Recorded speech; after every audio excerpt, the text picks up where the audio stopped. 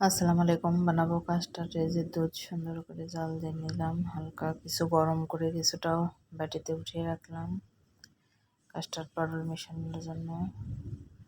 আরও কিছুটা দুধ গরম করে নিয়ে এর মধ্যে চিনি মিক্স করে নিলাম, নিয়ে এখন কাস্টার্ডটা দুধের সাথে মিক্স করে নিলাম।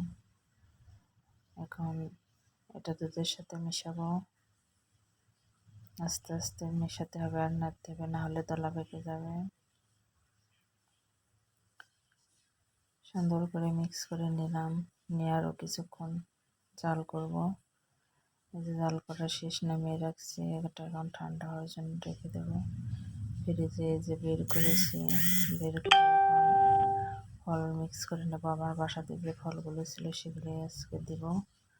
দুটো বাটিতে নিয়ে নিয়েছি। বাসায় ছিল আপেল, কলা, চেরি ফল, কিশমিশ, খেজুর, কাঠবাদাম, এগুলোই সব দিলাম। দিয়ে আজকে ফুড কাস্টার্ড বানালাম। এটা খেতে অনেক মজাদার।